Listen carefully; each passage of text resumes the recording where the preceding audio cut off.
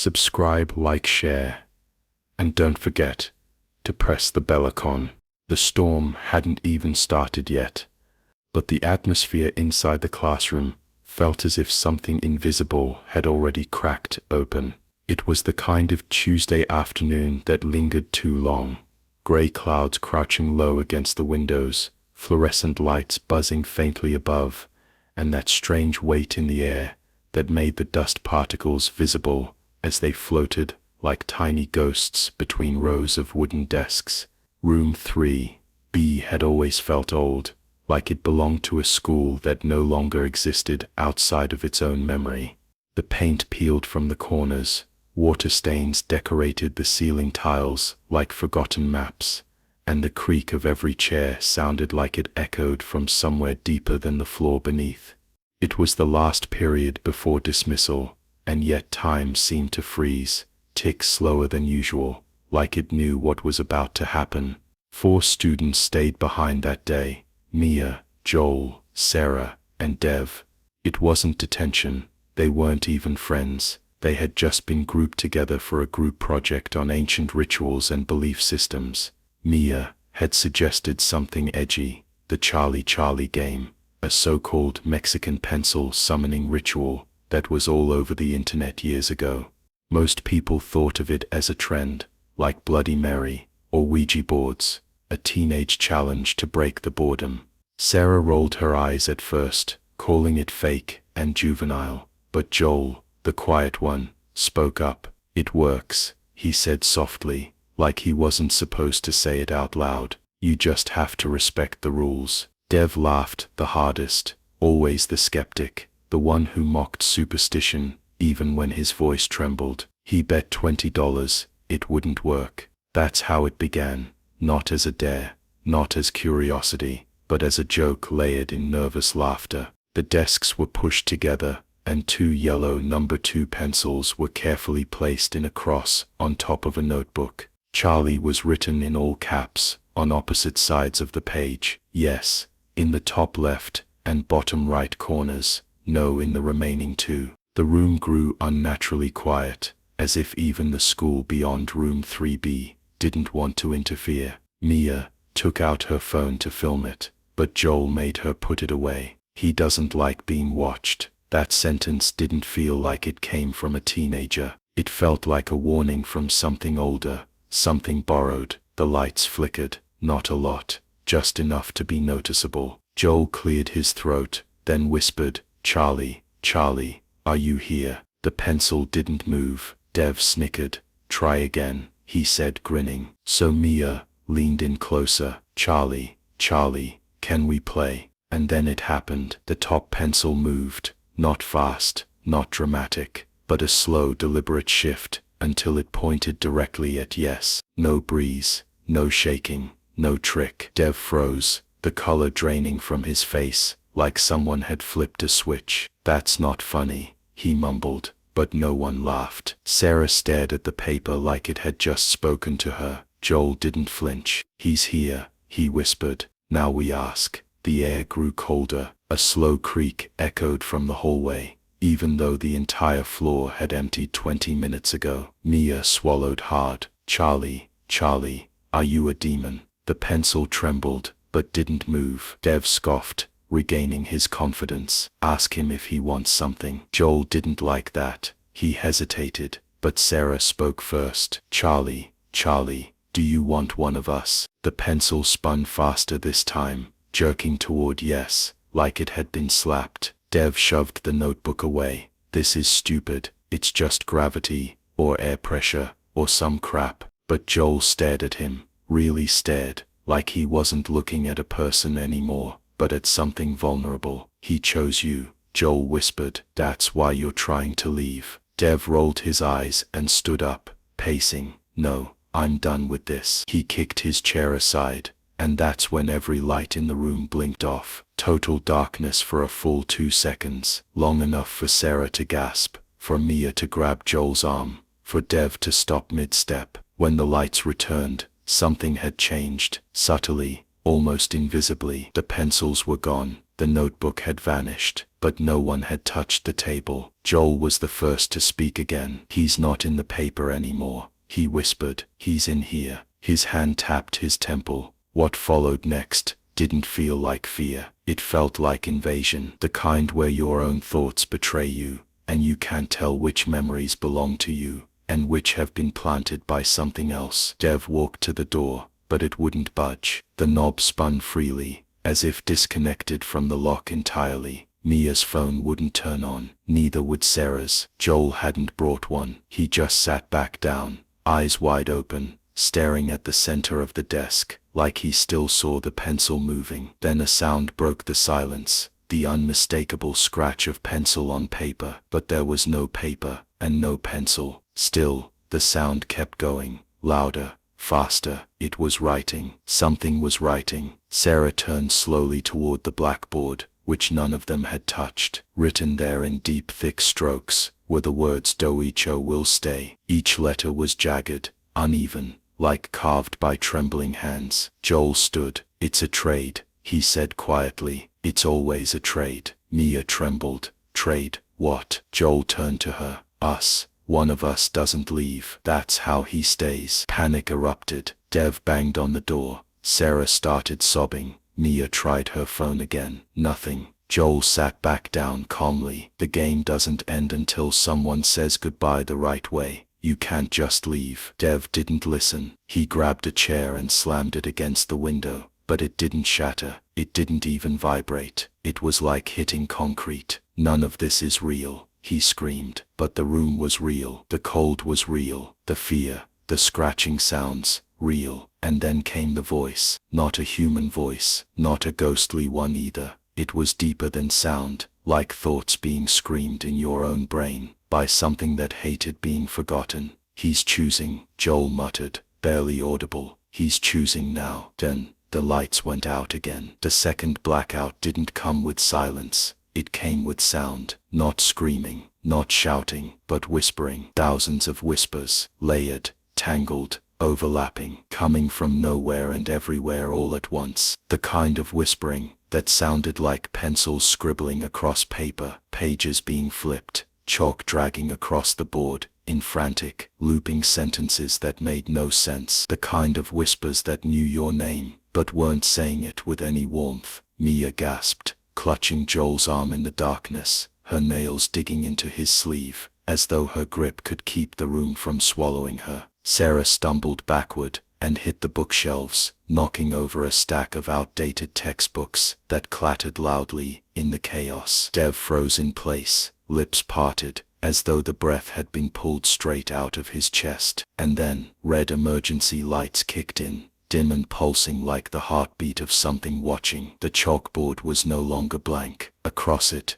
scrolled in angry white lines, like claw marks, was a phrase that none of them had written. "Charlie is watching." Every stroke jagged, every letter uneven, like it had been written by a hand that didn't know how to stop shaking. Beneath it, slowly appearing in chalk as if being written by invisible fingers, came a second line. "Say goodbye or stay forever." Mia backed toward the wall. "What does that mean?" she whispered. Joel didn't answer. He just stared, as if the words had stabbed him. "We need to end the game," he finally said. "We have to do it properly, or we don't leave." His voice was flat, not terrified, not calm, just resigned. Dev scoffed again, but this time his laugh was hollow. "This is insane. This isn't real.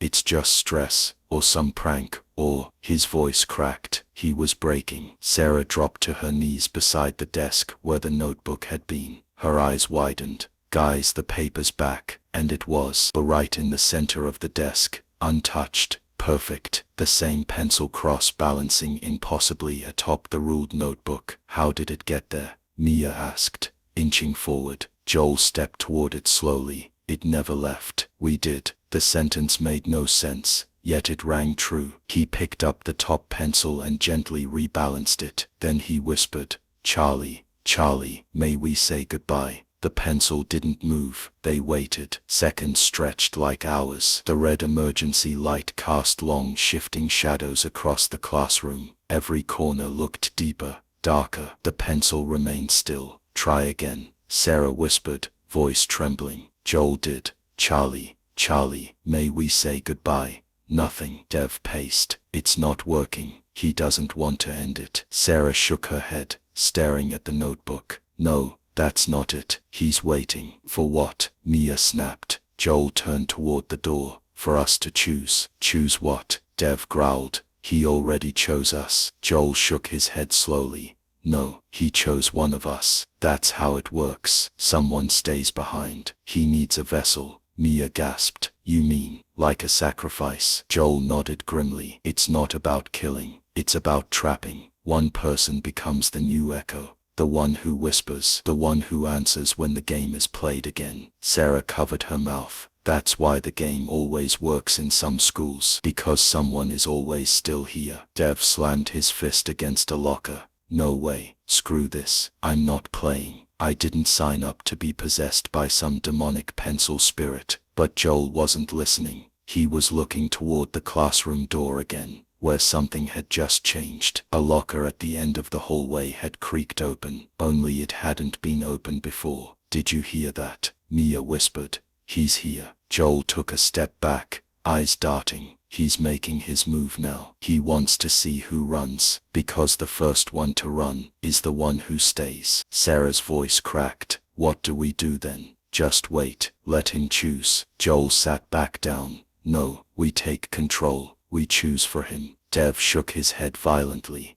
No one's choosing me. Joel looked him dead in the eye. Then prove you don't belong here. Say goodbye, with respect. Dev scoffed. Fine. He walked to the desk, stared at the notebook, and muttered with mock reverence. Charlie, Charlie, may we say goodbye? The pencil spun, slowly, painfully, creaking with every rotation like the air itself was resisting. Finally, it stopped on yes. Dev exhaled. See, that's it. Game's over. Let's go. He reached for the door, turned the knob. It didn't move. He pulled harder. Still nothing. He turned back toward the others. The notebook was gone again. So was the pencil. And this time, so was Joel. What the hell? Joel, Mia screamed, eyes scanning every corner of the classroom. But it was empty. There were only 3 of them now. Where did he go? Sarah whispered. He was right here. He didn't leave. How could he? She turned to Dev. What did you do? Dev stumbled backward. Nothing. I didn't. And then came the scratching. Again. Pencil on paper. A whispering rhythm, coming from Joel's empty chair. They turned toward it slowly, and there it was. The notebook, back on the desk. But this time the words weren't a question. They were a command. Joel stayed. Who's next? The room had shifted, not physically, but something about the air, the layout, the feel of the classroom was no longer familiar. Even though the walls hadn't moved, they somehow seemed closer, like the school itself was bending inward, swallowing its own skin. The fluorescent lights above flickered again, but this time the flicker didn't end. It became a strobe, rapid bursts of light, then dark, again, and again, like the classroom was breathing in short, panicked gasps. Mia's heart pounded so hard she could feel it in her ears. Joel, she called out, her voice cracking, but there was no answer, only the echo of her own fear, bouncing off the hollow cinder block walls. The desk where Joel had vanished remained perfectly still, perfectly clean, not a single scuff on the notebook. The pencil, however, was now rolling slowly, on its own, end to end again,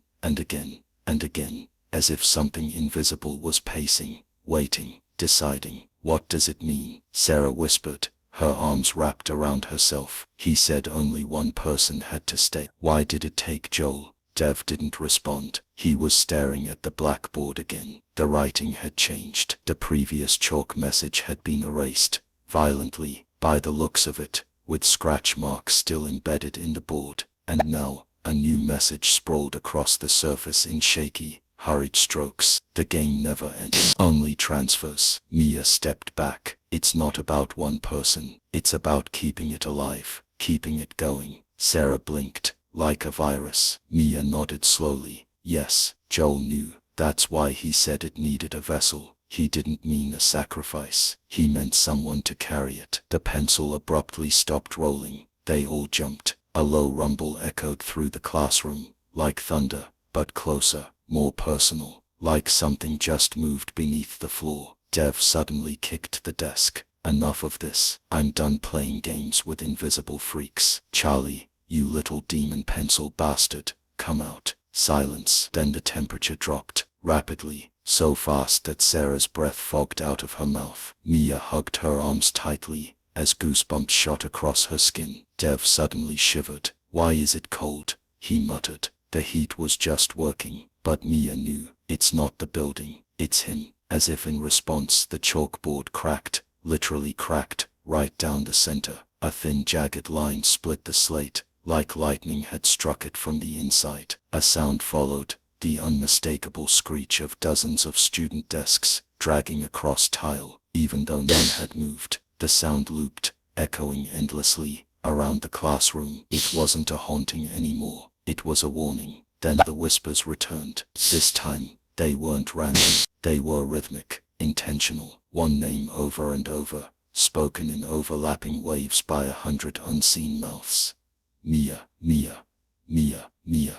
The voice wasn't hers, but it knew her. It was her. She screamed, stumbling back into the bookshelf. A cascade of dusty workbooks fell at her feet. Why me? She sobbed. What does he want? Sarah moved to her, crouching, helping her up. Maybe because you asked the question. You're the one who invited him. We all said it, Dev muttered, but his tone had changed. Quieter now. Guilty. Mia looked back at the board. A new message had replaced the last one, written while none of them had seen the chalk move. Asked, answered, claimed. Something cracked above them. All three looked up. The ceiling tiles were bowing inward, as if something massive was crawling above them. Dust sifted down in slow spirals. The sound grew louder, scratching, sliding, whispering, dragging, something heavy moving across the tiles like a giant insect, dragging its limbs across the beams. Then impact. A tile exploded down, landing directly on the notebook on the desk. A thick clump of black hair was tangled in the corner of the broken tile. Not fresh, matted, moldy, ancient. Mia retched. Sarah screamed. Dev backed into the far corner. I didn't sign up for this. He yelled again, but his defiance was crumbling. None of us did. Mia shot back. But it doesn't matter now. We're in it. Sarah whispered. How do we stop it? Dev looked around wild-eyed. Burn it. Burn the notebook. That's where it started. That'll make it worse. Mia yelled. You can't just erase a spirit like that. It'll just jump to something else. Us, one of us. Sarah's hands trembled. So what then? We just let it take us one by one. No, Mia said, stepping toward the desk. We say goodbye, all of us, at the same time, together. The pencil was still there, waiting, like a loaded weapon. They gathered. Slowly, Mia took one end. Sarah placed her hand on the desk. Dev hesitated, then joined. The three of them stood around the notebook, eyes locked. The classroom had gone silent again, but it was the loudest silence they'd ever heard, like being underwater in a collapsing tunnel. Together, they spoke. Charlie, Charlie, may we say goodbye? The pencil didn't move. Sarah's voice cracked, again, louder. Charlie, Charlie, may we say goodbye? The pencil spun, quickly this time, with force. A gust of air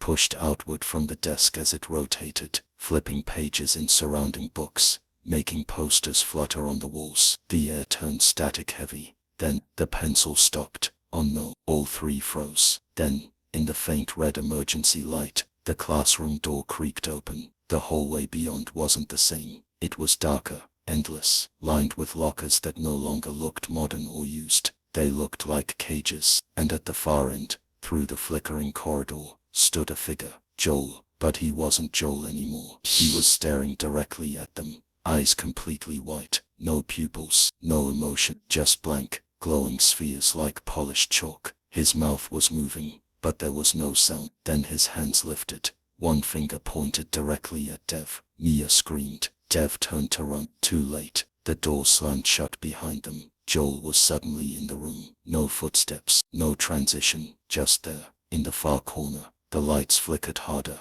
and this time, the chalkboard exploded into dust, revealing a final message carved into the wall beneath it. Charlie never leaves, only hides. Joel didn't blink. He didn't breathe. His feet didn't move across the floor so much as glide silently, like his body no longer obeyed the rules of gravity. Dev backed into the bookshelf, hands up, but his voice was gone, stolen by the horror in front of him. Sarah whimpered, pulling Mia behind a desk, but it was pointless. There were no barriers anymore. The classroom had changed entirely. The windows, once smeared with fog, were now pitch black voids. No glass, no frame, just open, black space stretching infinitely. The walls were lined with mirrors, but not normal ones. Twisted, warped school mirrors, their reflections delayed and corrupted, showing things that weren't happening, movements the students hadn't made yet. Joel opened his mouth, but the voice that came out wasn't his. It was hundreds, layered over one another.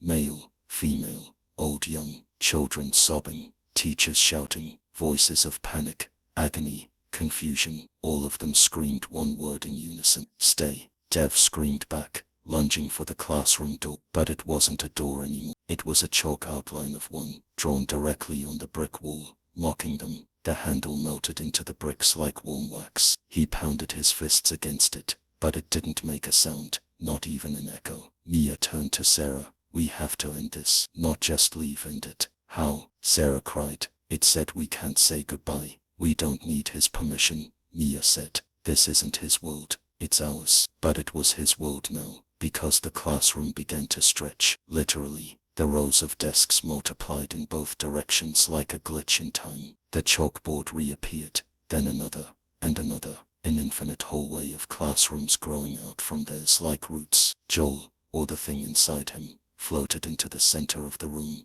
and lifted his arm. The pencil on the desk twitched violently, then it rose, suspended in air, spinning rapidly. The notebooks flipped open on their own, and every page was suddenly covered in blood-red writing. Let me in, let me in, let me in, let me in. Dev fell to his knees. I didn't even believe in this. I didn't want this. The thing that looked like Joel turned its hollow eyes toward him. You played, it whispered. You asked, you belonged. Then the desks began to shake. One by one, they collapsed inward like dominoes. The ceiling tiles shattered. The walls peeled away like old wallpaper, revealing blackboards beneath. Blackboards that bled ink, words dripping off the slate, and onto the floor. Mia grabbed Sarah's hand. We start the game again, she said, but this time, we trap him. Sarah stared at her, wild-eyed. Are you insane? We say the words, but we mean them differently. He follows rules. Rules are his prison. Mia stepped forward.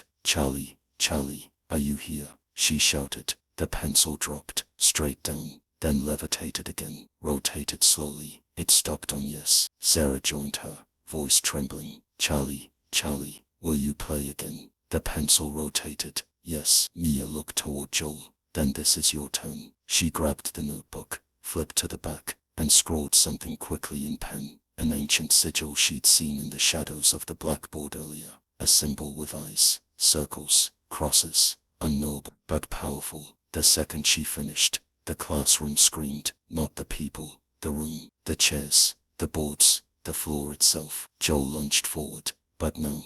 It was his turn to be bound. The desk rose under him, and invisible chains pinned his arms and legs. The pencil snapped in half mid-air, and stabbed downward, piercing through the center of the sigil in the notebook. A shockwave ripped through the room. Every mirror shattered, every desk turned to ash. The fog returned, not outside, but inside. A thick rolling smoke filled the space like dry ice in a furnace. Mia screamed, say it, no, and together, the three of them shouted, Charlie, Charlie, we end the game. A blast of light, blinding. The next thing Mia knew, she was on the floor of a normal classroom. Silent, sunlight peeked through the window. No mirrors, no fog, no screaming, just desks, just chalk, just the faint smell of dust and old books. Sarah sat up next to her. Is it over? Dev was gone, so was the notebook. Mia nodded slowly. I think we won. Then the bell rang. The door creaked open, and a teacher stepped in. Good morning, class, she said, cheerful. Everyone ready for your history quiz? Mia and Sarah looked at each other, breathless, and behind the teacher, standing at the window, unnoticed by anyone else, was a boy. Joel, still smiling, still watching, still watching, still waiting. The pencil on the teacher's desk rolled ever so slightly, and the whisper returned. So soft, only Mia could hear it. Let's play again.